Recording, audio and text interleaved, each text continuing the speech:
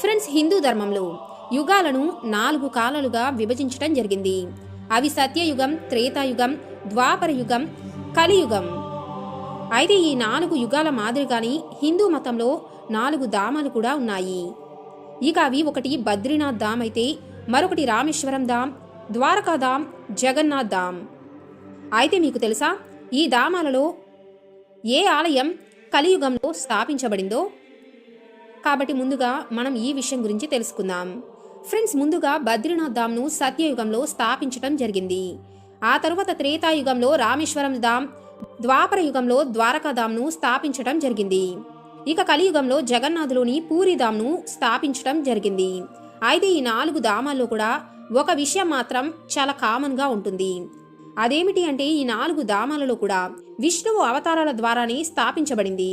కాబట్టి ఫ్రెండ్స్, ఈ రోజు మనం ఈ వీడియోలో కలియుగంలో స్థాపించబడిన జగన్నాథ్ ధామ్ కి సంబంధించిన కొన్ని ముఖ్యమైన వివరాల గురించి తెలుసుకుందాం. ఎందుకంటే జగన్నాథ పూరి ధామ్ ప్రపంచంలోని అత్యంత ప్రాచుర్యం పొందిన మరియు పూజనీయమైన పుణ్యక్షేత్రం. ఈ ఆలయం యొక్క విశాలత కంటే ఈ ఆలయం అంతకంటే విస్తృతమైన చరిత్రను కలిగి ఉందని మీకు తెలుసా? మరి అదేమిటి అంటే మన చరిత్ర. ఎందుకంటే ఈ ఆలయంలో నివసిస్తున్న జగన్నాథుడు ఈ చరిత్రకు సాక్షి. అంతేకాదు, ఆ జగన్నాథ స్వామి తన సోదరి అయిన సుభద్ర మరియు తన సోదరుడైన బలరాముడితో కలిసి నివసిస్తూ ఉన్నాడు. ఈ దేవాలయంలో కేవలం దేవుని పూజ మాత్రమే కాదు, ఇక్కడ జరిగే ప్రతి స్వామి ఆరాధనను కూడా ఒక పండుగలాగా జరుపుకుంటారు. ఎందుకంటే ఫ్రెండ్స్, ఆ జగన్నాథ స్వామి ఈ సమస్త విశ్వానికి కూడా పితామహుడు లాంటివాడు. కానీ ఈ ఆలయంలో స్వామి చేసే లీలలే వేరని చెప్పాలి. ఎందుకంటే ఫ్రెండ్స్, ఈ మందిరంలో జగన్నాథ స్వామికి స్నానం చేపిస్తారని మీకు తెలుసా? అయితే మీలో చాలామంది ఇందులో కొత్తేముంది అనుకోవచ్చు, కానీ నేను చెప్పేది పూర్తిగా వినండి. ఎప్పుడైతే జగన్నాథ స్వామి స్నానం పూర్తవుతుందో వెంటనే ఆయన అనారోగ్యానికి గురవుతాడని మీకు తెలుసా? అంతేకాదు, వెంటనే అక్కడ ఉన్న పూజారులు స్వామికి మందులు కూడా ఇస్తారు. ఇక ఆ తరువాత 15 ఏళ్లకొకసారి ఆయన పునర్జన్మ కూడా పొందుతూ ఉంటాడు.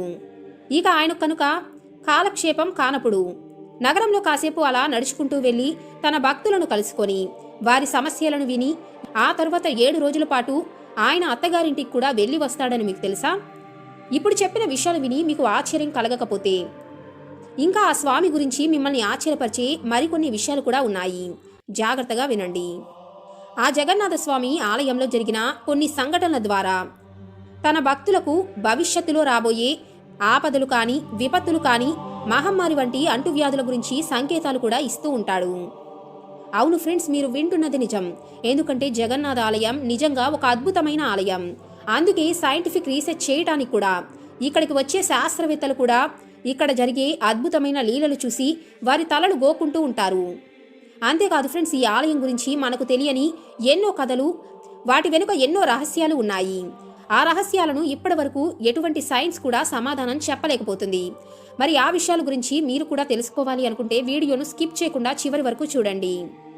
అలాగే ఈ వీడియో నచ్చితే తప్పకుండా లైక్ చేయండి. ఎందుకంటే ఈ వీడియోలో నేను మీకు ఇప్పటి వరకు చరిత్రలో ఎవరికీ తెలియకుండా దాచిపెట్టిన ఆ జగన్నాథ పూరి ఆలయం యొక్క రహస్యమైన చరిత్ర గురించి చెబుతాను. లేదా చరిత్రలో ఈ విషయాల గురించే చెప్పకుండా దాచిపెట్టడం జరిగింది. కాబట్టి ఆ జగన్నాథ స్వామికి సంబంధించిన ఎన్నో అద్భుతమైన విషయాల గురించి ఈ వీడియోలో మనం వివరంగా తెలుసుకుందాం. ఎందుకంటే ఫ్రెండ్స్, ముందుగా మనం పూరిలోని జగన్నాథుని ఆలయం గురించిన ఆసక్తికరమైన కథ గురించి తెలుసుకుందాం. ఇక్కడ జగన్నాథుని 7 రోజుల ఉత్సవం అనేది, అంటే ఇక్కడ జరిగే రథయాత్రకు సంబంధించిన మొత్తం కథ గురించి కూడా తెలుసుకుందాం. కాబట్టి వీడియోని పూర్తిగా చూడండి. అలాగే వీడియోని లైక్ చేయడం మాత్రం మర్చిపోకండి. ముఖ్యంగా మీరు కూడా జగన్నాథ స్వామి భక్తులైతే కామెంట్ బాక్స్లో జై జగన్నాథ స్వామి అని కామెంట్ చేయడం మాత్రం మర్చిపోకండి. ఫ్రెండ్స్, మీ అందరికీ కూడా స్వామి జగన్నాథుని గురించి తెలుసు. మీలో చాలామంది ఆయన్ను ఆరాధిస్తూ కూడా ఉంటారు. మీరు మాత్రమే కాదు, ఎంతో మంది విదేశీయులు కూడా పూరిలోని జగన్నాథుని దర్శించుకోవటానికి వస్తూ ఉంటారు. కానీ ఫ్రెండ్స్, చాలా ఏళ్ల క్రితం అక్కడ ఈ పరిస్థితి ఉండేది కాదని మీకు తెలుసా? అయితే ఫ్రెండ్స్, గతంలో కూడా కొందరు విదేశీయులు పూరికి వచ్చి వెళుతూ ఉండేవారు. ఇక వారెవరు అంటే ముస్లిం ఆక్రమణదారులు కానీ, బ్రిటిషర్లు కానీ, ఎవరైనా కానీ అందరి ఉద్దేశం ఒకటే. అదేమిటి అంటే ఆ పూరిలోని జగన్నాథ స్వామి దేవాలయాన్ని ధ్వంసం చేయటం. లేదా అక్కడ ఉన్న హిందూ దేవాలయాలను కొల్లగొట్టి వాటిని నాశనం చేయటం, ఆ తర్వాత అక్కడ దోచుకున్న నిధిని తమ దేశానికి తీసుకువెళ్లటం. ఎందుకంటే ఈ విధంగా ఇక్కడ చాలా సార్లు జరిగింది. అయితే ఇలా జరగటం వలన ఆ జగన్నాథుడు కూడా ఆలయం వెలుపల దాక్కోవలసి వచ్చింది. ఎందుకంటే ఆక్రమణదారులు ఎప్పుడైతే జగన్నాథ స్వామి ఆలయాన్ని విచ్ఛిన్నం చేయటానికి ప్రయత్నించినప్పుడల్లా అప్పుడు అక్కడున్న పూజారులు స్వామివారిని ఆలయం నుండి బయటికి తీసుకుని వెళ్లేవారు. కొన్నిసార్లు బావిలో, మరికొన్నిసార్లు గుహల్లో, ఇంకొన్నిసార్లు భూమి లోపల దాచిపెడుతూ ఉండేవారు. అంతేకాదు ఫ్రెండ్స్, మీకు తెలుసా జగన్నాథ పూరి ఆలయంపై సుమారుగా 18 నుండి 12 దాడులు జరిగాయి అని. ఇక ఈ ఆలయంలోకి హిందువులు కాని ఇతర మతస్థులకు ప్రవేశాన్ని నిషేధించడానికి ఇదే అతిపెద్ద కారణం. అంతేకాదు ఫ్రెండ్స్, జగన్నాథ ఆలయాన్ని భూమి యొక్క 8వ వైకుంఠంగా పిలుస్తూ ఉంటారని మీకు తెలుసా? అంటే ఎవరైతే భక్తులు జగన్నాథ స్వామి ఆలయానికి వెళతారో, అక్కడ స్వామిని స్వచ్ఛమైన హృదయంతో దర్శించుకుంటారో వారందరూ కూడా జనన మరణ బంధం నుంచి విముక్తి పొందుతారు. కానీ మీకు ఒక విషయం తెలుసా? జగన్నాథ ఆలయానికి వెళ్ళినప్పుడు అక్కడ స్వామివారిని దర్శనం చేసుకొని తిరిగి వచ్చేటప్పుడు పొరపాటున మీరు కనుక ఒక్క తప్పు చేస్తే ఆ తర్వాత మీరు జనన మరణ చక్రం నుండి ఎప్పటికీ కూడా విముక్తి పొందలేరు. అయితే అసలు ఈ విధంగా ఎందుకు చెబుతారో మీకు వివరంగా మొదటి నుంచి చెబుతాను, జాగ్రత్తగా వినండి. ఫ్రెండ్స్, జగన్నాథ పూరి ఆలయంలో అనేక ద్వారాలు ఉన్నాయి. కానీ అన్ని తలుపుల్లో కల్లా సింహద్వారం అనేది అత్యంత రహస్యంగా ఉంటుంది.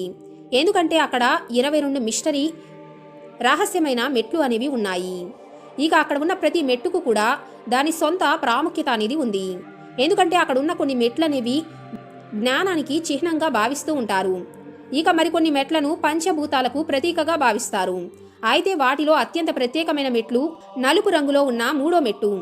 ఎందుకంటే ఇది సాక్షాత్తు యమశిల, అంటే యమరాజు నిర్మించిన రాయి. ఎందుకంటే కలియుగ ప్రారంభంలో ఎప్పుడైతే యమధర్మరాజు జగన్నాథ స్వామిని దర్శించుకునే భక్తులను చూస్తాడో వారికి జనన మరణాల బంధం నుంచి విముక్తి కలిగిస్తాడు. అంటే వారు ఎటువంటి కర్మ చేసినా కూడా వారిని జనన మరణాల బంధం నుండి విముక్తి ప్రసాదిస్తాడు. అందుకోసం యమధర్మరాజు స్వయంగా పూరికి వెళ్ళి అక్కడ ఉన్న లక్ష్మీదేవి మరియు జగన్నాథ స్వామికి తన సమస్యల గురించి చెబుతాడు. ఎందుకంటే జనన మరణాల చక్రం నుండి ప్రజలను విముక్తి చేయటానికి జగన్నాథ స్వామి పూరిని ఎంచుకున్నాడు.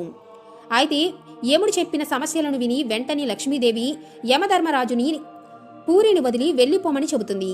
అయితే ఆ సమయంలో జగన్నాథ స్వామి యముడిని ఆపుతాడు. ఆ తరువాత ఆ 22 మెట్లలో 3వ మెట్టు మీద పడుకోమని చెప్పి యముడికి ఒక వరాన్ని కూడా ఇస్తాడు. అదేమిటి అంటే, ఎవరైతే భక్తులు ఆలయంలోకి ప్రవేశించే సమయంలో నీ మెట్టు మీద అడుగు పెడతారో ఇక ఆ భక్తుడి పాపాలన్నీ కూడా తొలగిపోతాయి. కానీ ఎవరైనా భక్తుడు గుడిని వదిలి బయటకు వెళ్లేటప్పుడు నువ్వు ఉన్న రాయి మీద అడుగు పెడితే అప్పుడు అతను నా గుడి ద్వారా పొందిన సమస్త పుణ్యాన్ని కూడా కోల్పోతాడు. రథీచ గమనం దృష్ట పునర్జన్మన విద్యతే. దీని అర్థం ఏమిటి అంటే, ఎవరైతే భక్తులు రథం మీద కూర్చొని ఉన్న పూరి జగన్నాథుడిని దర్శించుకుంటారో ఆ వ్యక్తికి మళ్ళీ పునర్జన్మ అనేదే ఉండదు. అవును ఫ్రెండ్స్, ఈ సృష్టిని సృష్టించి నడిపించి నాశనం చేసే బాధ్యత త్రిమూర్తులకు అప్పగించబడింది. బ్రహ్మదేవుడు ముందుగా ఈ విశ్వాన్ని సృష్టిస్తాడు. ఆ తరువాత మహావిష్ణువు ఈ సృష్టిని క్రమ పద్ధతిలో నడుపుతూ ఉంటాడు. ఆ తరువాత పాపం కారణంగా ఈ సృష్టి అసంతుల్యంగా మారినప్పుడల్లా ఆ మహాదేవుడు ఈ సృష్టిని నాశనం చేస్తూ ఉంటాడు. ఎందుకంటే ఫ్రెండ్స్, ఈ ప్రపంచం ప్రారంభమైనప్పుడు ఆ సమయంలో దేవతలందరూ కూడా ఈ భూమి మీదే నివసిస్తూ ఉండేవారు. ఇక ఆ మహావిష్ణువు బద్రీనాథ్ ధాములో స్నానం కూడా చేస్తూ ఉండేవాడు. ద్వారకాలో బట్టలు మార్చుకునేవాడు. జగన్నాథపూరిలో భోజనం చేసి రామేశ్వరంలో విశ్రాంతి తీసుకునేవాడు. అదేవిధంగా మనం మహాదేవుని గురించే మాట్లాడుకుంటే మహాదేవుడి యొక్క మూల నివాసం కైలాస పర్వతం. ఆయన అక్కడే తన పూర్తి కుటుంబంతో కలిసి నివసిస్తూ ఉండేవాడు. ఆ తరువాత యుగ పరివర్తన చెందింది. అంటే సత్యయుగం అనేది మొదలైంది. ఇక తర్వాత ద్వాపర యుగం, త్రేతాయుగం, చివరకు కలియుగం వచ్చింది. ఇక ఎప్పుడైతే కలియుగం ప్రారంభమైందో ఈ భూమిపై పాపం కూడా పెరగటం మొదలైందని చెబుతారు. ఆ తర్వాత ప్రపంచం చాలా త్వరగా దాని వినాశనం వైపు కదలటం ప్రారంభించింది. ఇక ఆ సమయంలో దేవతలందరూ కూడా భూలోకాన్ని వదిలి వెళ్ళిపోయారు. మహావిష్ణువు తర్వాత ఈ సృష్టిని నడిపించే బాధ్యత మనందరి ప్రభువైన జగన్నాథ స్వామి దగ్గరకు వచ్చింది. ఎందుకంటే ఫ్రెండ్స్, జగన్నాథ స్వామి అన్ని నాదులకు కూడా తండ్రి లాంటి వాడు. అయితే ఫ్రెండ్స్, కలియుగంలో అత్యంత జాగృతిగా ఉన్న దేవతలు ఇద్దరే అని మీకు తెలుసా? ఇక వారిలో మొదటివాడు అందరికంటే శక్తివంతుడు వాయుపుత్ర హనుమంతుడు. ఎందుకంటే హనుమంతుడు కలియుగంలో ఇంకా బతికే ఉన్నాడు. ఇక రెండవ వారు అన్ని నాదులకు కూడా భగవంతుడైన జగన్నాథస్వామి. ఎందుకంటే ఆ జగన్నాథస్వామి ఈ భూమి మీద మనకులాగానే సృష్టితో పాటు మన మధ్యని నివసిస్తూ ఉన్నాడు. ఆయన తన నగరమైన ఒడిశాలోని పూరిలో నివసిస్తూ అక్కడికి వచ్చే తన భక్తుల కోరికలను తీరుస్తూ ఉంటాడు. అయితే ఫ్రెండ్స్, మీరెప్పుడైనా భగవంతుడైన విష్ణువు మరియు జగన్నాథస్వామి ఫోటోని జాగ్రత్తగా గమనించారా? మీరు కనుక చూసి ఉంటే మీరు ఆ ఫోటోలో ఏం చూశారు? ఒక్కసారి కామెంట్ బాక్స్లో తప్పకుండా తెలియచేయండి. ఎందుకంటే మీరు కనుక జగన్నాథస్వామిని దర్శించుకొని ఉంటే ఖచ్చితంగా ఆ స్వామి విగ్రహం అసంపూర్ణంగా ఉందనే విషయం మీకు కూడా తెలిసే ఉంటుంది. అయినప్పటికీ కూడా పూరిలో ఆయన అసంపూర్ణ విగ్రహాన్ని పూజిస్తూ ఉంటారు. అయితే హిందూ మతంలో అసంపూర్ణంగా ఉన్న విగ్రహాలను, దేవతామూర్తి విగ్రహాలను అసలు పూజించడం చాలా తప్పుగా భావిస్తారు. కానీ ఇలా ఎందుకు? అయితే మహావిష్ణువు చేతిలో శంఖం, చక్రం ఉన్నట్లే అదేవిధంగా జగన్నాథస్వామి చేతిలో కూడా శంఖం మరియు చక్రం ఉంటాయి. ఇక వీటిని మీరు ఖచ్చితంగా జగన్నాథస్వామి ఫోటోలో జాగ్రత్తగా చూసినప్పుడు గమనించి ఉండవచ్చు. లేదా ఒడిశాలోని జగన్నాథ పూరి ఆలయాన్ని దర్శించుకున్నప్పుడు కూడా మీరు స్వామి చేతిలో వీటిని చూడగలుగుతారు. అయితే ఫ్రెండ్స్, మీకు తెలుసా ఆ జగన్నాథుడు కూడా ఈ భూలోకాన్ని విడిచి వెళ్తాడని? అయితే ఇది ఎప్పుడు జరుగుతుంది అంటే ఎప్పుడైతే కల్కి అవతారం జరుగుతుందో ఆ సమయంలో. ఎందుకంటే కల్కి అవతార సమయంలో కూడా ఆ కల్కి పూరిలోని జగన్నాథ ఆలయానికి వస్తాడు. అయితే ఈ విధంగా కల్కి పూరికి ఎందుకు వస్తాడో ఈ వీడియోలో మనం వివరంగా తెలుసుకుందాం. ఎందుకంటే ఫ్రెండ్స్, మన భారతదేశం ఎన్నో రహస్యాలతో నిండి ఉంది. మన దేశ నాగరికత ఎంత ప్రాచీనమో మన దేశంలోని దేవాలయాలు కూడా అంతకంటే పురాతనమైనవి. వేల సంవత్సరాలుగా నిలిచి ఉన్న మన దేవాలయాలు వాటి లోపల ఎన్నో రహస్యాలను దాచిపెట్టి ఉంచాయి. ఎందుకంటే మన భారతదేశంలోని ఎన్నో దేవాలయాలకు సంబంధించిన మిస్టరీలనేవి ఇప్పటికీ కూడా శాస్త్రవేత్తలకు కూడా అంతు చిక్కకుండా ఉన్నాయి. అయితే అటువంటి ఒక అత్యంత రహస్యపూరితమైన దేవాలయం ఒడిశా తీర ప్రాంత నగరమైన పూరిలో ఉంది. ఇక ప్రపంచ ప్రసిద్ధిగాంచిన ఈ ఆలయం శ్రీ మహావిష్ణువు అవతారమైన శ్రీకృష్ణుడికి అంకితం చేయబడింది. పూరిలోని ఈ ఆలయం నిజంగానే ఎంతో ప్రత్యేకమైనది. 800 సంవత్సరాలకు పైగా పురాతనమైన చరిత్ర కలిగి ఉన్న ఆలయం ఇది. ఎందుకంటే ఈ ఆలయంలో ఎన్నో రహస్యాలు దాగి ఉన్నాయి. ఇక ఈ రహస్యాల గురించి తెలిస్తే మీరు నిజంగా ఆశ్చర్యపోతారు. మీకు తెలుసా, శ్రీకృష్ణుని హృదయం ఇంకా సజీవంగానే ఉందని? శ్రీకృష్ణ పరమాత్ముడిని 16 కళలతో భగవంతుని సంపూర్ణ అవతారంగా భావిస్తారని మీకు తెలుసా?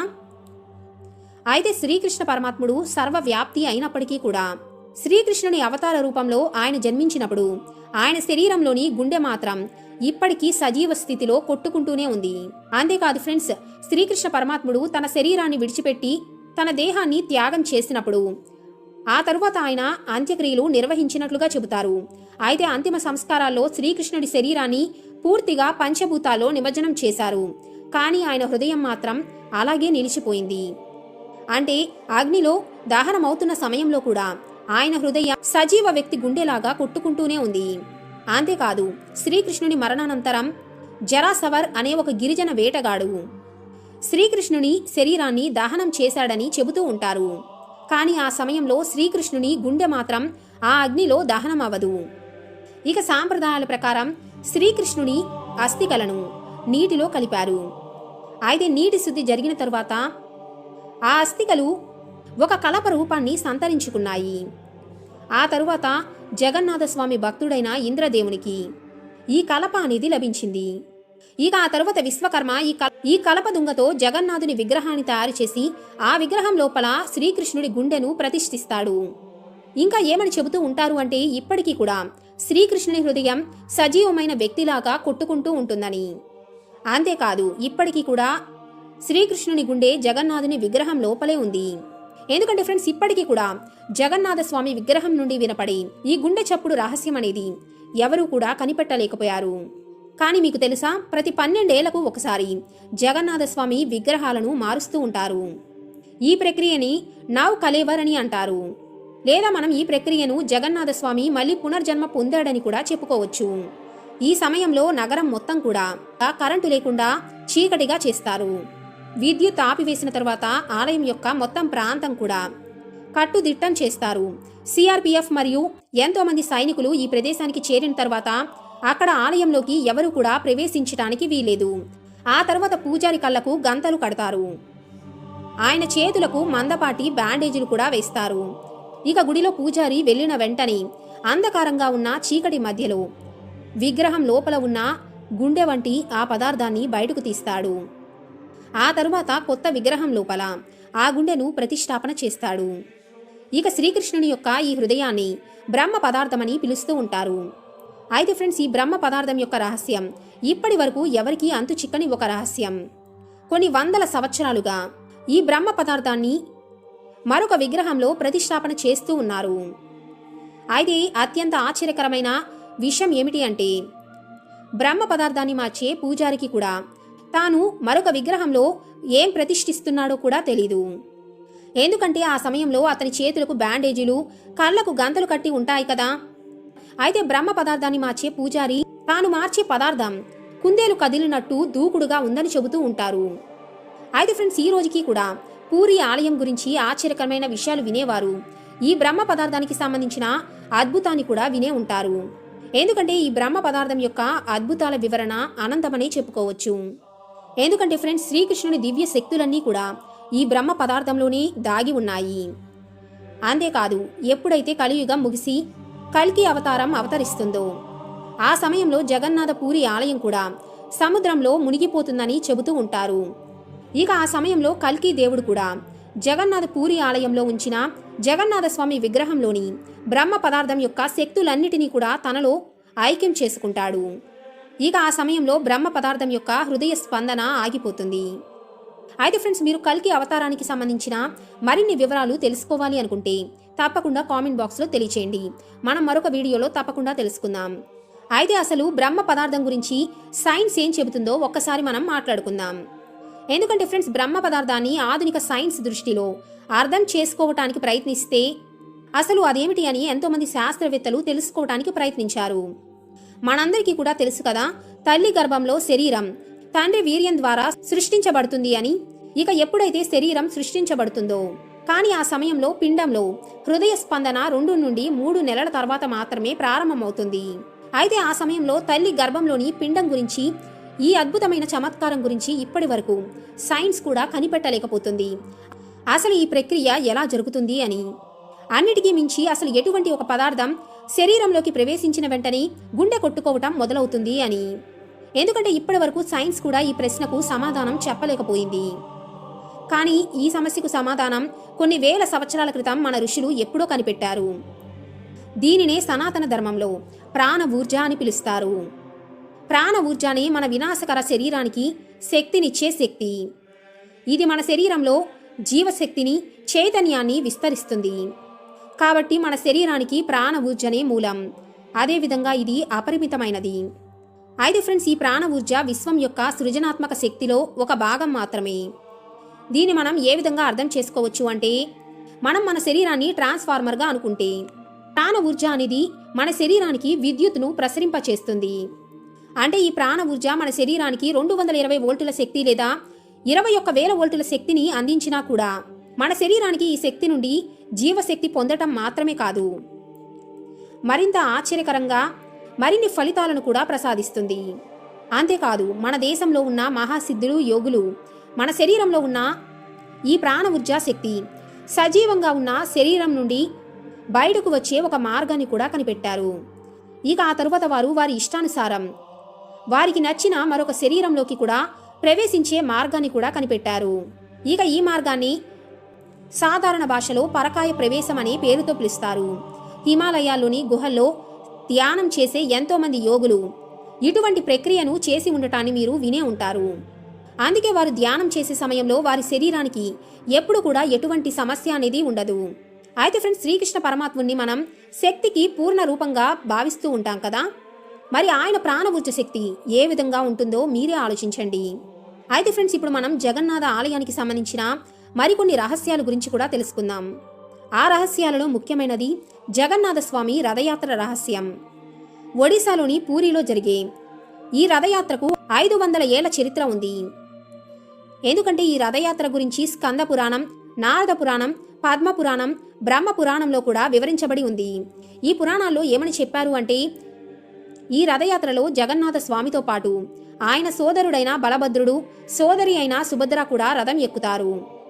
అంతేకాకుండా ఆ సమయంలో ఈ రథాలను లాగిన వారికి మోక్షం లభిస్తుందని నమ్ముతూ ఉంటారు. అయితే ఈ యాత్ర ప్రయాణం 9 రోజుల పాటు సాగుతుంది. అయితే ఫ్రెండ్స్, ఇది ఎటువంటి ఒక పండుగ అంటే, ఆ సమయంలో జగన్నాథ స్వామి స్వయంగా రథం మీద కూర్చొని నగరం అంతా కూడా పర్యటిస్తారు.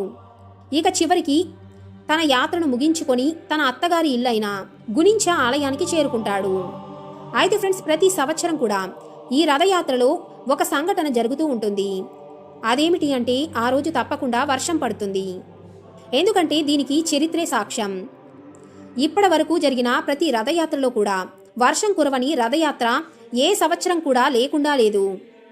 ఈ సంఘటనకు సంబంధించి ఎంతోమంది శాస్త్రవేత్తలు ఎన్నో రీసెర్చ్లు, ఎన్నో చర్చలు కూడా చేశారు.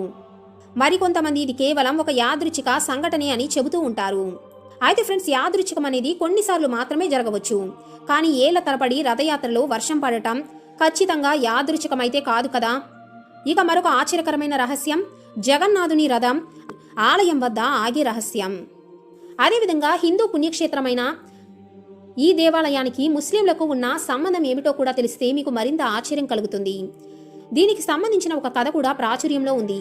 అదేమిటి అంటే, మొఘలులు మన భారతదేశాన్ని పరిపాలించే సమయంలో వారి సైన్యంలో సాల్వేక్ అనే ఒక యోధుడు ఉండేవాడు. అయితే సాల్వేక్ తండ్రి ఒక ముస్లిం, కానీ అతని తల్లి ఒక హిందువు. యుద్ధ సమయంలో సాల్వేక్ నుదిటి మీద ఒకసారి ఒక లోతైన గాయం తగులుతుంది. ఈ గాయం కారణంగా అతను సైన్యం నుండి తొలగించబడతాడు. ఇక ఆ తరువాత అతని తల్లి సాల్వేక్ విచారంగా ఉండటాన్ని గమనించి ఆ జగన్నాథ స్వామిని పూజించు అని చెబుతుంది. ఇక సాల్వేక్ కూడా తన తల్లి మాట విని ఆ జగన్నాథ స్వామిని ఆరాధించడం ప్రారంభిస్తాడు. ఇక తన ముస్లిం భక్తుడి భక్తికి మెచ్చిన ఆ జగన్నాథ స్వామి ఎంతో సంతోషించి అతనికి కలలో కనిపిస్తాడు. ఇక ఆ తరువాత ఉదయం నిద్రలేచి చూసేసరికి సాల్వేక్ నుదుటి మీద ఉన్న గాయం అనేది మాయమై కనిపిస్తుంది. ఇక వెంటనే సాల్వేక్ ఎంతో ఆశ్చర్యపోయి ఆ జగన్నాథ స్వామి నామాన్ని స్తుతిస్తూ పూరి ఆలయానికి చేరుకుంటాడు. కానీ అతను ముస్లిం కావటంతో అతన్ని లోపలికి అనుమతించలేదు. అయితే అప్పుడు సాల్వేక్, నేను నిజంగా ఆ జగన్నాథ స్వామికి నిజమైన భక్తుడినైతే ఆయనే తప్పకుండా నాకు దర్శనం ఇవ్వటానికి వస్తానని చెప్పి అక్కడి నుంచి వెళ్ళిపోతాడు. ఇక ఆ తరువాత సాల్వేక్ తాను జీవించి ఉన్నంతకాలం ఆ జగన్నాథ స్వామినే ఆరాధిస్తూ ఉంటాడు. కానీ అతను పూరిలోని జగన్నాథ స్వామి ఆలయంలోని ఆ స్వామిని మాత్రం దర్శించుకోలేకపోతాడు. కానీ ఎప్పుడైతే అతని మరణం సంభవిస్తుందో ఆ తరువాత జగన్నాథుని రథయాత్ర సమయంలో ఆ స్వామి రథం అనేది తనంతట తానుగా సాల్వేక్ యొక్క దర్గా ముందు ఆగిపోయి ఉంటుంది. ఇక అక్కడి నుండి ప్రజలు ఎంత ప్రయత్నించినా కూడా స్వామి రథం అనేది అంగుళం కూడా ముందుకు కదలలేదు. ఇక అప్పుడే అక్కడ ఉన్న చాలా మంది ఆ స్వామికి పరమ భక్తుడైన సాల్వేక్ గురించి గుర్తు చేసుకుంటారు. ఆ తర్వాత అక్కడున్న వారంతా కూడా సాల్వేక్ నామస్మరణ చేస్తారు. ఇక అప్పటి నుండి ప్రతి సంవత్సరం కూడా జగన్నాథ స్వామి రథయాత్ర సమయంలో ఈ విధంగానే జరగటం మొదలైంది. ఇక అక్కడున్న భక్తులందరూ కూడా సాల్వేక్ను తలుచుకున్న తరువాతే స్వామి రథం అనేది ముందుకు కదులుతుంది. అయితే ఫ్రెండ్స్, మీరు కనుక ఇప్పటి వరకు స్వామి రథయాత్ర చూడకపోయి ఉంటే, లేదా మీరు కూడా పూరికి వెళ్ళి జగన్నాథ స్వామిని దర్శించాలి అనుకుంటే ఈ వీడియోను చివరి వరకు చూడండి. ఎందుకంటే ఈ వీడియోలో మనం జగన్నాథ స్వామి రథయాత్ర అంటే ఈ రథోత్సవానికి సంబంధించిన పూర్తి సమాచారం గురించి చెబుతాను. ఫ్రెండ్స్, ముందుగా స్వామి రథయాత్ర కోసం బలరాముడు మరియు శ్రీకృష్ణుడు, దేవి సుభద్రల కోసం 3 వేరువేరు రథాలను తయారు చేస్తారు. ఇక రథయాత్రలో ముందుగా బలరాముడి రథాన్ని ముందు వరుసలో ఉంచుతారు. ఆ తరువాత మధ్యలో సుభద్ర రథం, ఇక వెనుక జగన్నాథ స్వామి రథం ఉంటాయి. ఇక ఈ రథాలను వాటి యొక్క రంగులు మరియు ఎత్తును బట్టి గుర్తిస్తారు. అయితే ఫ్రెండ్స్, పూరిలోని జగన్నాథుని రథయాత్ర సంప్రదాయాల్లో అనేక ఆచారాలు ఉన్నాయి. జగన్నాథ స్వామి రథయాత్ర ప్రయాణం అనేది ఆయన ఆలయం నుండి ప్రారంభమై 2 కిలోమీటర్లు ప్రయాణించి యాత్ర అనేది పూర్తి చేసుకుంటుంది. జ్యేష్ఠ పౌర్ణమి రోజున జగన్నాథ ప్రభువు తన అన్నయ్య అయిన బలరాముడు మరియు సోదరి సుభద్రతో కలిసి తన రథం మీద ఆసీనుడై ఆలయానికి సమీపంలో ఉన్న స్నాన మండపానికి చేరుకుంటాడు. ఆ తరువాత 108 కుండలలో ఉన్న నదులలోని నీటితో స్వామికి రాజస్నానం చేపిస్తారు. అయితే ఫ్రెండ్స్, ఒక విశ్వాసం ప్రకారం ఈ స్నానం తరువాత స్వామి అనారోగ్యానికి గురవుతారని నమ్ముతూ ఉంటారు. ఎందుకంటే ఆ తరువాత స్వామికి జ్వరం వస్తుంది. ఇక ఆ సమయంలో జగన్నాథ ప్రభువుని 15 రోజుల పాటు ఒక ప్రత్యేకమైన గదిలో ఉంచుతారు. ఈ గదిని ఓసర్ గర్ అని పిలుస్తూ ఉంటారు. ఈ 15 రోజుల కాలంలో ఆలయంలోని ప్రధాన సేవకులు, వైద్యులు తప్ప మరెవరూ కూడా స్వామిని దర్శించుకోలేరు. ఈ సమయంలో ఆలయంలో జగన్నాథ స్వామి విగ్రహాన్ని ప్రతిష్ఠించి పూజలు నిర్వహిస్తూ ఉంటారు. 15 రోజుల తర్వాత స్వామివారు మళ్ళీ ఆరోగ్యవంతులై ఆయన గదిలో నుంచి బయటకు వచ్చి దర్శనమిస్తారు. దీనిని నవ్-యవన్ లేదా నైత్ర ఉత్సవం అని పిలుస్తారు. ఇక ఆ తరువాత 2వ రోజున శ్రీకృష్ణుడు మరియు ఆయన అన్నయ్య అయిన బలరాముడు, సోదరి అయిన సుభద్ర రాజమార్గంలో బయటకు వచ్చి రథం మీద ఆసీనుడై నగర పర్యటనకు వెళతారు. అయితే రథయాత్ర సమయంలో జగన్నాథుడితో పాటు ఆయన అన్నయ్య అయిన బలరాముడు, సోదరి అయిన సుభద్రతో కలిసి రథయాత్ర అనేది ప్రారంభమవుతుంది. అయితే ఫ్రెండ్స్, ఈ రథయాత్ర జగన్నాథ స్వామి ఆలయం నుండి ప్రారంభమై గుడిచా ఆలయం వరకు చేరుకుంటుంది. గుడిచా లేదా గుడిచా ఆలయం, ఈమె ఎవరు అంటే ఇంద్రద్యుమ్ మహారాజు భార్య. ఆమె ఒక గుహలో కూర్చొని ఎప్పటి వరకు తపస్సు చేస్తుంది అంటే ఇంద్రద్యుమ్ మహారాజు బ్రహ్మలోకం నుండి భూమి మీదకు తిరిగి వచ్చే వరకు. ఇక ఆమె తపస్సు కారణంగా ఆ తరువాత ఆమె ఒక దేవతగా మారిపోతుంది. ఇక ఆమె తపస్సు శక్తి కారణంగా ఇంద్రద్యుమ్ నారద మునితో కలిసి బ్రహ్మలోకం నుండి రథయాత్ర చేసే సమయానికి తిరిగి వస్తాడు. అయితే ఫ్రెండ్స్, రథయాత్ర అనేది ముందుగా బలరాముడి రథంతో మొదలవుతుంది. ఆయన రథం తాల్ ధ్వజంతో బయలుదేరుతుంది. ఇక ఆ తరువాత సుభద్రాదేవి రథయాత్ర అనేది ప్రారంభమవుతుంది. ఇక ఆ తరువాత చివరిగా జగన్నాథ స్వామి అతిపెద్ద రథాన్ని భక్తులందరూ కూడా నందిఘోష్ను పెద్ద పెద్ద తాడుల సహాయంతో లాగటం మొదలు పెడతారు. ఇక గుడిచా మాత ఆలయం వరకు వెళ్లి రథయాత్ర అనేది పూర్తి అవుతుంది. ఎందుకంటే గుడిచా దేవిని జగన్నాథ స్వామి అత్తగా అందరూ విశ్వసిస్తారు. అంటే జగన్నాథ స్వామి ఆయన సోదరుడైన బలరాముడు మరియు సోదరి సుభద్ర విగ్రహాలను విశ్వకర్మ సృష్టించాడని నమ్ముతూ ఉంటారు. అయితే ఫ్రెండ్స్, ఈ ఉత్సవం యొక్క మొదటి రోజున నిర్వహించే చేరాఫర యొక్క ఆచారం అనేది ఒకటి ఉంటుంది. ఇక ఈ ఆచారం ప్రకారం రథయాత్ర నిర్వహించే మార్గం మొత్తాన్ని కూడా, అలాగే స్వామి రథాలన్నిటినీ కూడా పూరిరాజు బంగారు చీపుడుతో శుభ్రపరుస్తాడు. ఆ తరువాత పహండి అని పిలువబడే ఒక మత సాంప్రదాయం ఉంటుంది. ఇక ఈ సమయంలో భక్తులు బలరాముడు, సుభద్ర మరియు శ్రీకృష్ణుడికి గుడిచా ఆలయం వరకు రథం మీద ప్రయాణించేలాగా చేస్తారు. గుడిచా మాత స్వామికి పరమ భక్తురాలు. ఇక ఆమె భక్తిని గౌరవిస్తూ ఆ స్వామి ప్రతి సంవత్సరం కూడా గుడిచా మాతను కలవటానికి వస్తాడని భక్తులందరూ విశ్వసిస్తారు. జగన్నాథపురిలో భక్తులు స్వామివారి రథాన్ని లాగుతూ 2 కిలోమీటర్ల దూరంలో ఉన్న గుడిచా మాత ఆలయానికి తీసుకువెళ్లి 9వ రోజున తిరిగి స్వామి ఆలయానికి తీసుకుని వస్తారు. అయితే గుడిచా మార్జన్ సంప్రదాయం ప్రకారం రథయాత్రకు ఒక రోజు ముందు భక్తులందరూ కూడా గుడిచా ఆలయాన్ని స్వచ్ఛమైన శుద్ధి చేసిన నీటితో కడిగి శుభ్రపరుస్తారు. ఎప్పుడైతే రథయాత్ర ద్వారా స్వామివారు గుడిచా ఆలయానికి చేరుకుంటారు, అప్పుడు జగన్నాథ స్వామి, సుభద్ర, బలరాముడు విధిపూర్వకంగా స్నానమాచరింపచేసి పవిత్ర వస్త్రాలను ధరింపచేస్తారు. ఇక ఈ రథయాత్రలో 5వ రోజున హేరా పంచమి అతి ప్రాముఖ్యత కలిగిన రోజు. ఎందుకంటే ఈ రోజున స్వయంగా లక్ష్మీదేవి తన ఆలయాన్ని వదిలి రథయాత్రలో జగన్నాథ స్వామిని వెతుక్కుంటూ వస్తుంది. ఇక ఎప్పుడైతే రథయాత్ర ద్వారా జగన్నాథ స్వామి ఆలయానికి చేరుకుంటుందో ఆ సమయంలో కూడా విగ్రహాలన్నీ కూడా రథంలోనే ఉంటాయి. ఇక మరుసటి రోజు దేవతామూర్తుల ఆలయ ద్వారాలు తెరుస్తారు. ఇక అక్కడ కూడా అనేక విధాలుగా స్నానం ఆచరింపచేసి 4 వేద మంత్రాల మధ్య విగ్రహాలను పునఃస్థాపిస్తారు. ఫ్రెండ్స్, భారతదేశంలోని ఒడిశా రాష్ట్రంలోని పూరి అనేది ఎంతో ప్రముఖమైనది. ఎందుకంటే ఇక్కడ ప్రపంచ ప్రసిద్ధిగాంచిన జగన్నాథ స్వామి ఆలయం ఉంది. ఎందుకంటే జగన్నాథ స్వామి ఆలయాన్ని 4 ధామాలలో ఒకటిగా పరిగణిస్తూ ఉంటారు. అంతేకాకుండా ఇక్కడ ఉన్న ఈ ఆలయాన్ని హనుమంతుని ప్రేరణతో ఇంద్రదేవుడు స్వయంగా నిర్మించినట్లుగా చెబుతారు. ఇక జగన్నాథ స్వామి ఆలయాన్ని రక్షించే బాధ్యత స్వయంగా హనుమంతుడికి అప్పగించినట్లుగా చెబుతారు. అందుకే ఈ ఆలయంలోని ప్రతి మూలలో కూడా హనుమంతుడు కొలువై ఉంటాడు. అంతేకాదు, హనుమంతుడు ఇక్కడ ఎన్నో అద్భుతాలను కూడా చేశాడు. పవనపుత్ర హనుమంతుడు హిందూ మతాన్ని రక్షించటానికి, అలాగే ఆయన భక్తులను రక్షించటానికి ఈ కలియుగంలో స్వయంగా సజీవంగా జీవించి ఉన్నాడు. అందుకే ఆయన ఈ భూమి అంతటా కూడా ఆయన సశరీరంతో తిరుగుతూనే ఉంటాడు. ఇక హనుమంతుడి శక్తి గురించి ఎవరికి మాత్రం తెలియదు చెప్పండి. ఎందుకంటే ఆయన శక్తి అపరిమితమైనది. ఆయన శక్తికి అవధులనేవే లేవు. ఇక ఆయన ఆకారానికి కొలమానం అనేదే లేదు. ఎందుకంటే హనుమంతుడి మీద ఎటువంటి ఆయుధం యొక్క శక్తి కూడా ఎటువంటి ప్రభావాన్ని చూపదు.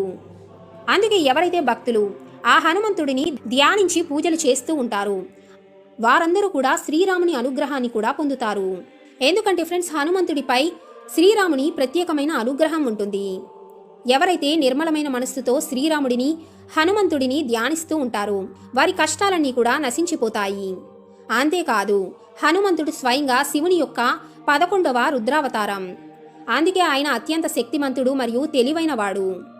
అంతేకాదు, హనుమంతుడు స్వయంగా భక్తులను రక్షించడం మాత్రమే కాదు, స్వయంగా ఆ భగవంతుడైన శ్రీరామచంద్రుడిని కూడా రక్షిస్తాడని చెబుతారు. అయితే ఫ్రెండ్స్, మీకు తెలుసా, పూరిలోని జగన్నాథ ఆలయంలో స్వయంగా హనుమంతుడిని బంధించి ఉంచారని? అవును ఫ్రెండ్స్, మీరు వింటున్నది నిజమే. అక్కడ స్వయంగా భక్తులు స్వామివారిని గొలుసులతో కట్టి పూజిస్తూ ఉంటారు. మీరెప్పుడైనా జగన్నాథ పూరి ఆలయానికి వెళితే మీరు కూడా జగన్నాథ స్వామి మరియు హనుమంతుడి అద్భుతాలను అనుభవించగలుగుతారు. ఎందుకంటే ఫ్రెండ్స్, జగన్నాథ పూరి అనేది భూమి మీద ఉన్న వైకుంఠంతో సమానం. వైకుంఠానికి అర్థం ఏమిటి అంటే కుంట లేని ప్రదేశం అని అర్థం. కుంట అంటే నిష్క్రియాత్మకత, అంటే నిరాశ, సోమరితనం మరియు పేదరికం లేని ప్రదేశం అని అర్థం. కాబట్టి వైకుంఠ ధామం అనేది ఎటువంటి వారు ఉండే ప్రదేశం అంటే మంచి పనులు చేసిన వారు మరణాంతరం స్వర్గానికి లేదా వైకుంఠ ధామానికి వెళ్తారని చెబుతూ ఉంటారు. హిందూ మతం ప్రకారం మహాదేవుడు కైలాస పర్వతం మీద బ్రహ్మలోకంలో బ్రహ్మదేవుడు నివసిస్తూ ఉంటారని చెబుతారు. అదేవిధంగా విష్ణువు వైకుంఠంలో నివసిస్తూ ఉంటారు. కాబట్టి ఫ్రెండ్స్, ఏ యుగంలో అయినా సరే ఖచ్చితంగా హనుమంతుడు మరియు రాముడి యొక్క బంధాన్ని మనం చూస్తూ ఉండవచ్చు. ఎందుకంటే ఫ్రెండ్స్, హనుమంతుడు తన ప్రభువుకి దూరంగా ఉండలేడు. అంతేకాదు ఫ్రెండ్స్, స్వయంగా జగన్నాథ స్వామి ఈ ఆలయంలో హనుమంతుడిని గొలుసులతో కట్టి బంధించాడని చెబుతారు. అప్పటి నుండి పూరిలోని జగన్నాథ స్వామి ఆలయంలో హనుమంతుడు బంధించబడి పూజలు అందుకుంటూ ఉన్నాడు. అయితే మనం పూరిలోని జగన్నాథ్ ధామ్లో హనుమంతుడిని అసలు ఆ స్వామి ఎందుకు బంధించి ఉంచాడో కూడా వివరంగా తెలుసుకుందాం. అలాగే జగన్నాథ పూరిలో హనుమంతుడు చేస్తున్న అద్భుతాలేమిటి? ఎందుకంటే ఫ్రెండ్స్, జగన్నాథ స్వామి ఈ ఆలయాన్ని రక్షించే బాధ్యతను హనుమంతుడికి అప్పగించాడని చెబుతారు. మహాభారత యుద్ధంలో అర్జునుడి రథంపై హనుమంతుడు కూర్చున్నట్లే ఇక అప్పుడు హనుమంతుడే స్వయంగా అర్జునుడిని అన్ని శక్తివంతమైన ఆయుధాలు మరియు బాణాల నుండి రక్షిస్తాడు. అదేవిధంగా కలియుగంలో హనుమంతుడు జగన్నాథుడిని రక్షించటానికి ఉన్నాడు. అయితే ఫ్రెండ్స్, జగన్నాథ స్వామి ఆలయంలో 4 ద్వారాలు ఉంటాయి. ఇక ప్రతి ద్వారం వద్ద కూడా హనుమంతుడి ఆలయం ఉంటుంది. ఇక ఈ ఆలయాలలో హనుమంతుడు వివిధ రూపాలలో జగన్నాథ స్వామికి సేవ చేస్తూ ఉంటాడు. లేదా హనుమంతుడు ఈ 4 ద్వారాల వద్ద నివసిస్తూ స్వయంగా స్వామిని రక్షిస్తూ ఉంటాడని కూడా చెప్పవచ్చు. ఇక ఆలయం యొక్క తూర్పు ద్వారం వద్ద హనుమంతుడిని లావుగా ఉండే హనుమంతుడి ఆకారంలో పూజిస్తూ ఉంటారు. ఇక పడమటి ద్వారం వద్ద హనుమంతుని విగ్రహం 4 అడుగుల ఎత్తు ఉంటుంది. ఇక్కడ ఆయనను పాన్ పాట హనుమంతుడు అని పిలుస్తారు. ఇక ఆలయం యొక్క ఉత్తర ద్వారం వద్ద హనుమంతుడికి 4 చేతులు ఉంటాయి. 4 చేతులలో కూడా చక్ర ఆయుధాలను ధరించి ఉంటాడు. అయితే ఇక్కడ ఆయనను అష్టభుజ హనుమంతుడిగా పూజలు చేస్తూ ఉంటారు. ఇక దక్షిణ ద్వారం వద్ద హనుమంతుని విగ్రహం సుమారుగా 7 అడుగుల ఎత్తు ఉంటుంది. అయితే ఇక్కడ ఈ స్వామిని బారాబాయ్ హనుమంతుడిగా పూజిస్తారు. అయితే ఫ్రెండ్స్, జగన్నాథ ఆలయంలో ఉన్న ఈ దక్షిణ ద్వారం వద్ద ఉన్న హనుమంతుడి ఆలయాన్ని జగద్గురువు అయిన ఆది శంకరాచార్యులు స్వయంగా నిర్మించారని చెబుతూ ఉంటారు. ఎందుకంటే అప్పట్లో సముద్రపు అలలు ఎప్పుడైనా ఆలయ ప్రాంగణంలోకి వస్తూ ఉండేవి. దీంతో అక్కడకు వచ్చే భక్తులు తీవ్ర ఇబ్బందులు పడుతూ ఉండేవారు. ఇక దీనిని ఆపటానికి ఆది గురువు అయిన శంకరాచార్యులు ఆలయం దక్షిణ ద్వారంలో హనుమంతుడి విగ్రహాన్ని ప్రతిష్ఠించారు. ఎందుకంటే అక్కడ హనుమంతుడు స్వయంగా సముద్రపు అలలను ఆలయంలోకి రాకుండా ఆపమని. ఇక ఆ తరువాత నుండి హనుమంతుని అనుగ్రహంతో సముద్రపు అలలు కానీ నీరు కానీ ప్రకృతి వైపరీత్యాలు సంభవించిన సమయంలో కూడా ఆలయాన్ని దాటి ఇప్పటి వరకు లోపలికి ప్రవేశించలేదని చెబుతూ ఉంటారు. ఎందుకంటే 2019లో ఒడిశాకు భయంకరమైన తుఫాన్ వచ్చినప్పుడు పూరిలో ఎంతో విధ్వంసం సృష్టించింది. అయితే అప్పుడు కూడా దక్షిణ ద్వారం వైపు సముద్రపు అలలు పెద్దగా వీచినా కూడా ఆలయంలోకి రాలేకపోయాయి. అదేవిధంగా జగన్నాథ ఆలయ ప్రధాన నిర్మాణానికి కూడా ఎటువంటి నష్టం వాటిల్లలేదు. అదేవిధంగా ఆలయంలోని మిగిలిన దిక్కుల్లో కూడా హనుమంతుడు జగన్నాథుడికి రక్షకుడిగా కొలువై ఉన్నాడు. దీనికి సంబంధించిన రకరకాల కథలు కూడా వినిపిస్తూ ఉంటాయి. ఇక ఆలయ ప్రధాన ద్వారానికి ఎదురుగా కూడా సముద్రం ఉంటుంది. అక్కడ కూడా బేడి హనుమాన్ ఆలయం ఉంది. ఈ ఆలయం పూరి చక్ర నారాయణ ఆలయానికి పశ్చిమ దిశలో ఉంటుంది. ఈ ఆలయంలో హనుమంతుడిని తాళ్ళు లేదా గొలుసులతో కట్టి ఉంచుతారు. అందుకే ఇక్కడ హనుమంతుడిని బేడి హనుమాన్ అని పిలుస్తారు. ఈ ఆలయాన్ని దరియా మహావీర్ ఆలయం అని కూడా పిలుస్తూ ఉంటారు. ఎందుకంటే ఫ్రెండ్స్, భగవంతుడు భూమిపైకి దిగి వచ్చినప్పుడు దేవతలు, మనుషులు, గంధర్వులు ఇలా అందరూ కూడా ఆయన్ను చూడాలి అని కోరుకుంటారు. ఇక పూరిలో కూడా జగన్నాథ స్వామి విగ్రహాలు ఏర్పాటు చేసినప్పుడు ఇదే జరిగింది. ఎందుకంటే సముద్రుడి మదిలో కూడా ఆ స్వామిని చూడాలనే కోరిక పెరిగింది. అందుకే ఆయన అలల రూపంలో పలుమార్లు ఆలయంలోకి ప్రవేశిస్తూ ఉండేవాడు. అయితే ఇలా సముద్రుడు ఆలయంలోకి రావటం ఆలయానికి చాలా నష్టాన్ని కలిగించింది. ఎందుకంటే సముద్రపు అలల తాకిడికి జగన్నాథ ఆలయం ఇప్పటికే 3 సార్లు దెబ్బతిన్నట్లు చెబుతూ ఉంటారు. అందుకే సముద్రం నుండి ఆలయాన్ని రక్షించడానికి జగన్నాథ స్వామి వీర హనుమంతుడిని రక్షకుడిగా నియమించాడు. సముద్రపు అలలను ఆపమని హనుమంతుడికి ఆదేశించాడు. కానీ జగన్నాథుడిని చూడటానికి హనుమంతుడు ఎప్పుడైతే నగరంలోని ఆలయంలోకి వస్తాడో ఆ సమయంలో హనుమంతుడి వెనకే సముద్రం కూడా ఆలయంలోకి ప్రవేశించేది. దీంతో ఆందోళన చెందిన జగన్నాథ స్వామి హనుమంతుడిని అక్కడ ఉన్న ఆలయంలోని బంగారు గొలుసులతో కట్టేశాడు. దీంతో హనుమాన్జీ ఇక్కడి నుండి ఎక్కడికి కూడా కదల్లేకపోయాడు. అలాగే జగన్నాథ స్వామి దేవాలయాన్ని సముద్రం నుండి రక్షించాడు. అప్పటి నుండి బేడి హనుమాన్ యొక్క పురాతన మరియు ప్రసిద్ధ ఆలయం సముద్రపు ఒడ్డున ఉంది. ఇక్కడికి వచ్చే భక్తులు తప్పకుండా బేడి హనుమాన్ను దర్శించుకోవటం మాత్రం మర్చిపోరు. ఎందుకంటే పూరిలోని జగన్నాథ దేవాలయంలోని ప్రతి అణువులో కూడా హనుమంతుడు నివసిస్తూ ఉంటాడని చెబుతూ ఉంటారు. ఎందుకంటే ఇక్కడికి వచ్చే భక్తులు హనుమంతుడికి సంబంధించిన ఎన్నో అద్భుతాలను చూశారు. ఎందుకంటే సముద్రం దగ్గరగా నిలబడి ఉన్నా కూడా ఈ ఆలయం లోపలకు మాత్రం సముద్రం శబ్దం అనేది వినపడదు. ఇప్పటికీ కూడా ఇది నిజంగా ఒక మిస్టరీయే. ఆశ్చర్యకరమైన విషయం ఏమిటి అంటే, మీరు ఆలయం నుండి బయటకు ఒక్క అడుగు పెట్టగానే మీకు సముద్రపు అలల యొక్క శబ్దం చాలా స్పష్టంగా వినపడుతుంది. నిజంగా ఇది హనుమంతుడి అద్భుతమేనని అందరూ చెబుతారు. దీని వెనుక కూడా ఒక కథ ఉంది. జగన్నాథ స్వామి సముద్రపు అలల భారీ శబ్దం కారణంగా నిద్రపోలేకపోతాడని చెబుతూ ఉంటారు.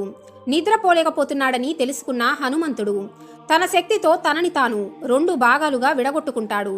ఆ తరువాత ఆయన గాలికి వ్యతిరేక దిశలో వేగంగా ఆలయం చుట్టూ తిరగటం మొదలు పెడతాడు. దీంతో ఆలయం చుట్టూ ఎటువంటి ఒక చక్రం అనేది నిర్మించబడుతుంది అంటే సముద్రం యొక్క శబ్దం ఆలయం లోపలికి వెళ్లకుండా ఉంటుంది. ఇక ఆ తరువాత జగన్నాథ స్వామి ఆలయంలో ప్రశాంతంగా నిద్రపోతాడు. ఈ విధంగా హనుమంతుడు అనేక రూపాల్లో ఇక్కడే ఉంటూ ఆ స్వామి సేవలో నిమగ్నమయ్యాడు. ఈ కారణంగానే ఈ ఆలయానికి సంబంధించిన కొన్ని రహస్యాలు ఈ రోజుకి కూడా శాస్త్రవేత్తలు సైతం కనిపెట్టలేకపోయారు. అయితే ఫ్రెండ్స్, పూరిలోని జగన్నాథ మందిరంలోకి కేవలం హిందువుల్ని మాత్రమే దర్శనానికి అనుమతిస్తారని మీకు తెలుసా? ఎంత ప్రముఖ రాజకీయ నాయకుడైనా, సూపర్ స్టార్ అయినా, సైంటిస్ట్ అయినా, వ్యాపారవేత్త అయినా, ప్రపంచంలో ఎంత పెద్ద ప్రముఖుడైనా సరే వేరే మతస్థులైతే మాత్రం ఈ ఆలయంలోకి ప్రవేశించలేరని మీకు తెలుసా? ఎందుకంటే ఈ ఆలయంలోకి ప్రవేశించడానికి ఒక్క లక్షణం మాత్రం తప్పకుండా అవసరం. అదే హిందువు కావటం. ఫ్రెండ్స్, ఎన్నో భవిష్యత్ పురాణాలలో సృష్టిలో విపత్తులు సంభవించినప్పుడల్లా కూడా దానికి సంబంధించిన సంకేతాలు మన హిందూ దేవాలయాలు సంకేతాల ద్వారా ప్రజలను, భక్తులను హెచ్చరిస్తూ ఉంటాయని చెబుతూ ఉంటారు. ఏ విధంగా అయితే బద్రీనాథ్, కేదార్నాథ్ ఇటువంటి ఆలయాలు ఎన్నోసార్లు ఈ విధమైన సంకేతాలను ఇచ్చి ప్రజలను ఎన్నో ప్రమాదాలను, ముప్పుల నుండి కాపాడాయి. అయితే ఈరోజు మనం ఈ వీడియోలో జగన్నాథ పూరిలో జరిగిన ఇటువంటి ఒక అద్భుతమైన సంఘటన గురించి తెలుసుకుందాం. ఎందుకంటే ఈ సంఘటన విపత్తుకు ఒక పెద్ద సూచనను ఇచ్చింది. ఎందుకంటే ఈ ఆలయం కూడా రాబోయే విపత్తుకు ఒక పెద్ద సూచనను ఇస్తుంది. ఎందుకంటే ఫ్రెండ్స్, హిందూ ధర్మం ప్రకారం 4 ధామాలు ఉన్నాయి. అవి బద్రీనాథ్, ద్వారక, రామేశ్వరం, పూరి. ఇక శాస్త్రాల ప్రకారం మహావిష్ణువు 4 ధామాలలో కూడా స్థిరపడి మొదటిగా బద్రీనాథ్కు వెళ్లి అక్కడ స్నానం చేశాడని నమ్ముతారు. ఆ తరువాత గుజరాత్లోని ద్వారకకు వెళ్లి అక్కడ బట్టలు మార్చుకున్నట్లుగా చెబుతారు. ఆ తరువాత ఒడిశాలోని పూరిలో భోజనం చేసినట్లుగా చెబుతారు. ఇక చివరకు తమిళనాడులోని రామేశ్వరంలో విశ్రాంతి తీసుకుంటాడు. అయితే పూరిలో జగన్నాథుని ఆలయం ఉంది. పూరిలోని ఈ ఆలయంలో జగన్నాథ స్వామి ఆయన సోదరుడు బలరాముడు, సోదరి సుభద్రతో కలిసి నివసిస్తూ ఉంటాడు. అంటే వారి యొక్క చెక్క విగ్రహాలు ఈ ఆలయంలో ప్రతిష్ఠించబడి ఉన్నాయి. అయితే ఫ్రెండ్స్, చెక్క విగ్రహాలతో ప్రతిష్ఠించబడిన ఒక అద్భుతమైన దేవాలయం బహుశా ఇది ఒక్కటే అయి ఉండవచ్చు. ఇంకా చెప్పాలి అంటే జగన్నాథుని ఆలయానికి సంబంధించి ఇటువంటి ఎన్నో ప్రత్యేకతలు ఉన్నాయి. ఈ ఆలయంతో పాటు శతాబ్దాలుగా రహస్యంగా ఉన్న కొన్ని కథలు కూడా ఉన్నాయి. ఈ మందిరానికి సంబంధించిన ఒక నమ్మకం ఏమిటి అంటే శ్రీకృష్ణ పరమాత్ముడు తన శరీరాన్ని విడిచిపెట్టినప్పుడు ఆయన అంతిమ సంస్కారాలు జరిగాయని చెబుతూ ఉంటారు. అయితే అంతిమ సంస్కారాల్లో శరీరంలోని ఒక భాగాన్ని మాత్రం వదిలేసి మిగిలిన శరీరమంతా పంచభూతాల్లో ఐక్యమైపోతుంది. ఇక శ్రీకృష్ణుని గుండె మాత్రం సజీవ వ్యక్తిలాగా కొట్టుకుంటూ ఉంటుందని నమ్ముతారు. అయితే ఈ హృదయాన్ని ఇప్పటికీ కూడా భద్రంగా ఉంచారని జగన్నాథ స్వామి యొక్క చక్ర విగ్రహంలో భద్రపరిచినట్లుగా చెబుతారు. అయితే ఫ్రెండ్స్, నేను జగన్నాథ మందిరం ఇచ్చిన అశుభ సంకేతం గురించి ఇప్పుడు నేను మీకు చెబుతాను. ఆ సంకేతం ఏమిటి అంటే జగన్నాథ ఆలయంలోని స్తంభంలో కనపడిన రంధ్రం. పూరిలోని జగన్నాథ ఆలయంలోని స్తంభంలో రంధ్రం అనేది ఏర్పడింది. అయితే జ్యోతిష్య భవిష్య పురాణం ప్రకారం ఈ రంధ్రాన్ని శుభసూచకంగా భావించడం లేదు. ఈ రంధ్రం ఏర్పడటం ద్వారా ఒడిశా రాజకీయాల్లో కూడా గందరగోళం నెలకొంటుందని, ప్రకృతి వైపరీత్యాలు కూడా పెరుగుతాయని చెప్పటం జరిగింది. ఎందుకంటే ఫ్రెండ్స్, ఈ స్తంభాన్ని 18వ శతాబ్దం స్థాపించబడటం జరిగింది. 5వ శతాబ్దపు వ్రత సంగీత గ్రంథంలో ఈ రంధ్రం అనేది భూమి, ఆకాశం, అంతరిక్షం, దైవస్థానం అంటే ఈ ఆలయానికి మంచి సూచనగా పరిగణించబడలేదు. కాబట్టి ఇది ప్రకృతి యొక్క వ్యతిరేక ప్రభావాన్ని, రాబోయే ప్రమాదాలను సూచిస్తుంది. బృహత్ సంగీత అధ్యాయంలోని 8వ శ్లోకంలో శివలింగ్, దేవప్రతిమ, మందిర్, విగ్రహాలు పగిలిపోవటం, చీలిపోవటం, కాల్చకుండా చీలిపోవటం ఇలా జరగటం అనేది ఆ రాష్ట్ర ప్రజలకు, ఆ రాష్ట్ర రాజుకు అశుభంగా భావించబడింది.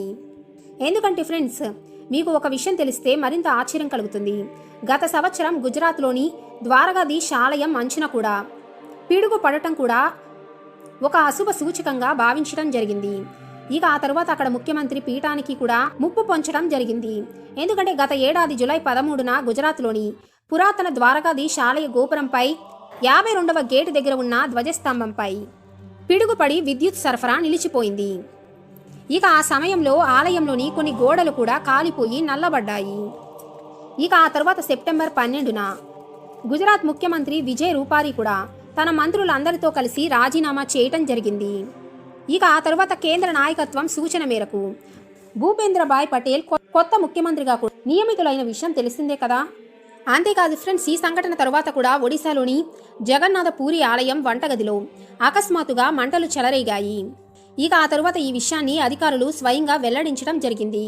మహాప్రసాదం వండటానికి ఉపయోగించే పాత్రలతో పాటు వంటగది పాత్రలను ఉంచే వంటగదిలో నిన్న రాత్రి మంటలు చెలరేగాయని వారు తెలిపారు. అగ్నిమాపక సిబ్బంది సహాయంతో ఆలయ సిబ్బంది మంటలను అదుపు చేయగలిగారని కూడా వారు తెలిపారు. అయితే ఈ సంఘటనలో ఎవరూ గాయపడలేదని చెప్పారు. కానీ అగ్ని ప్రమాదానికి గల అసలు కారణాలను దర్యాప్తు ఇంకా చేస్తున్నామని వారు తెలిపారు. అయితే ఫ్రెండ్స్, జగన్నాథ దేవాలయంలోని వంటగదిలో అగ్ని ప్రమాదానికి కొన్ని రోజుల ముందు ఆలయంలోని గర్భగృహంలో కెమికల్ ప్లాస్టర్ పడిపోయిన వార్తలు కూడా వచ్చాయి. అంతేకాకుండా బలరాముడి విగ్రహం కూడా ఎన్నోసార్లు ఖండితం కాకుండా కాపాడబడటం జరిగింది. ఇది నిజంగా శుభసూచకంగా భావించటం లేదు. కాబట్టి రాబోయే పెను ముప్పుకి ఇది ఒక సంకేతంగా అక్కడి పండితులు చెబుతున్నారు. ఫ్రెండ్స్, మరి జగన్నాథ స్వామి ఆలయానికి సంబంధించిన ఈ వివరాలు తెలుసుకున్నాక మీకేమనిపిస్తుంది? ఒకసారి మీరు కూడా ఆ జగన్నాథ స్వామిని తలుచుకొని ఈ వీడియోని లైక్ చేసి జై జగన్నాథ్ అని కామెంట్ చేయడం మాత్రం మర్చిపోకండి.